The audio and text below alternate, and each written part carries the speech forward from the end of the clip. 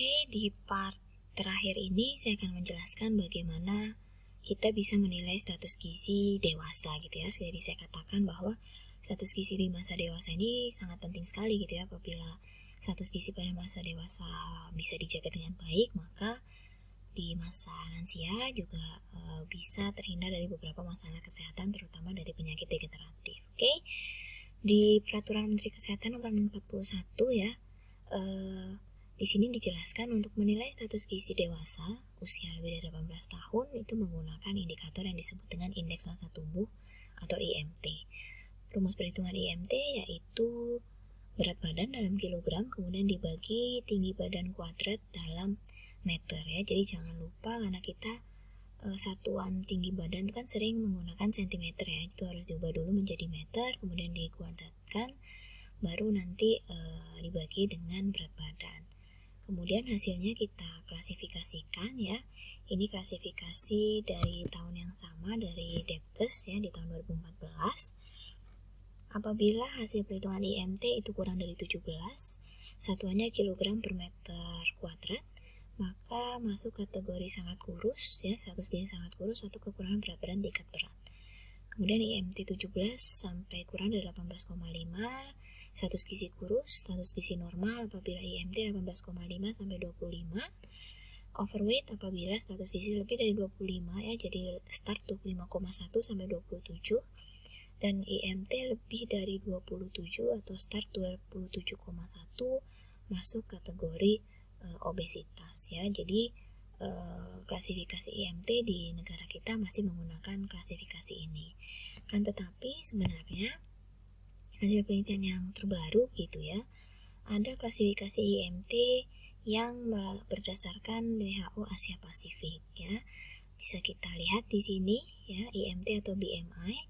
Untuk klasifikasi WHO Asia Pasifik ini cut off point-nya lebih rendah. Artinya dikatakan memiliki status gizi yang normal apabila IMT-nya 18,5 sampai 22,9 ya. Sedangkan tadi berdasarkan Depkes gitu ya, cut off point 25 baru dikatakan overweight. Nah, di sini 23 itu sudah overweight gitu ya. Kemudian obes tingkat 1 apabila 25 sampai 29,9 dan lebih dari sama dengan 30 itu berada dalam kategori obes 2. Nah, kenapa sih sebenarnya ada klasifikasi WHO Asia Pasifik gitu ya? Karena seperti kita tahu bahwa rata-rata tinggi badan populasi Asia Pasifik kan memang lebih rendah gitu ya dibandingkan dengan populasi non Asia Pasifik. Sehingga memang kita lebih rentan untuk memiliki status gizi lebih gitu ya. Karena status gizi lebih tadi perhitungannya itu adalah berat badan dibagi dengan tinggi badan dalam meter kuadrat. Sehingga dengan cut off point yang lebih rendah, ini bisa lebih sensitif untuk mengukur status gizi seseorang yang mengalami overweight maupun obesitas, sehingga bisa dilakukan intervensi yang lebih dini gitu ya, untuk supaya mencegah terjadinya komplikasi yang dapat terjadi apabila overweight dan obesitas tersebut muncul.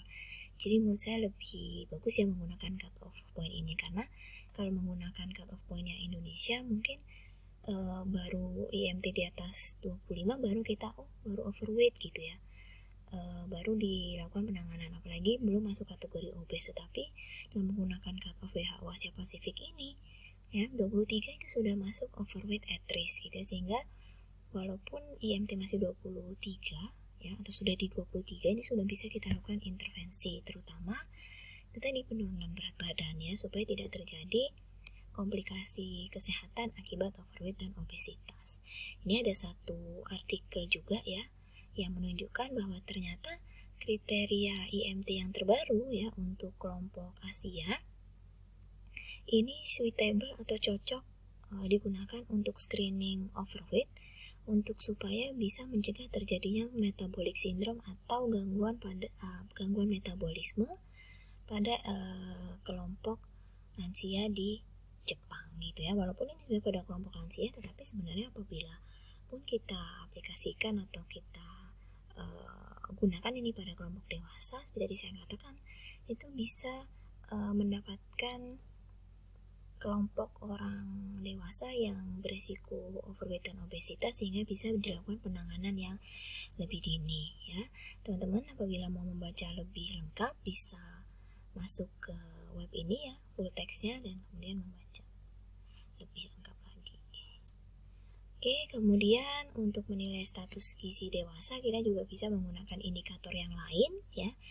Contohnya menggunakan lingkar pinggang atau waist circumference ya. Ini lebih sering digunakan untuk mengukur resiko kesehatan jangka panjang ya. Batasnya untuk laki-laki maksimal 90 cm dan untuk perempuan 80 cm.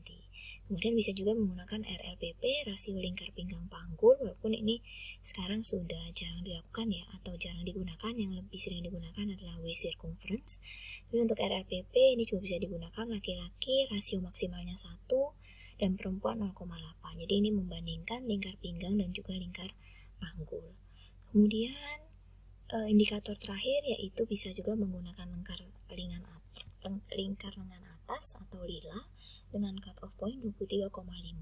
Lila ini adalah salah satu indikator penilaian status gizi pada dewasa yang bisa digunakan untuk melakukan screening gitu ya, apakah seorang dewasa itu mengalami kurang energi kronik atau tidak. Biasanya lebih sering digunakan pada dewasa perempuan gitu ya.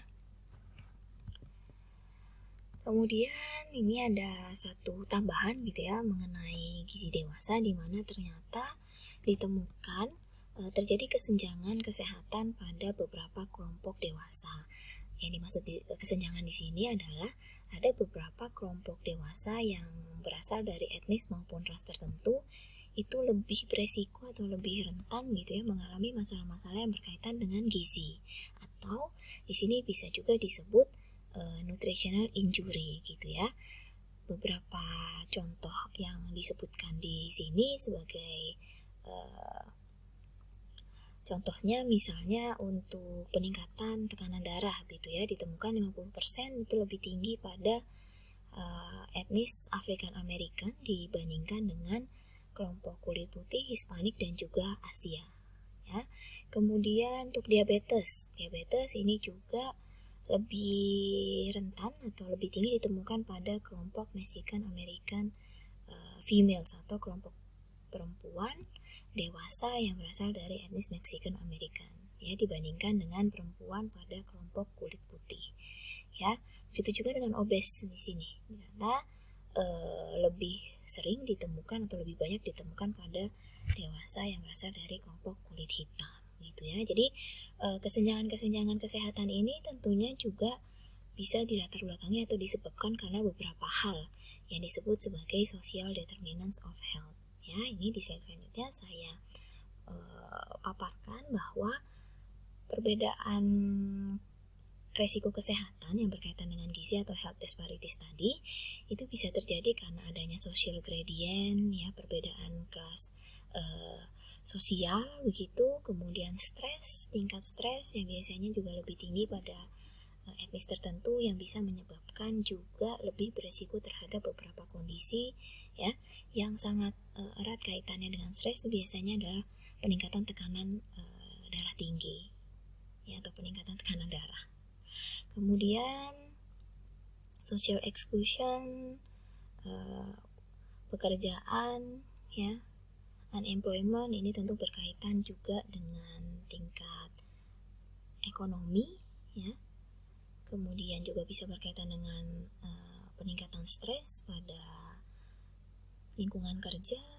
Kemudian social support, addiction terhadap beberapa jenis obat-obatan tertentu atau alkohol ya, atau juga kebiasaan merokok yang lebih tinggi pada etnis tertentu sehingga bisa menyebabkan etnis tertentu lebih rentan terhadap masalah-masalah yang berkaitan dengan gizi kesehatan.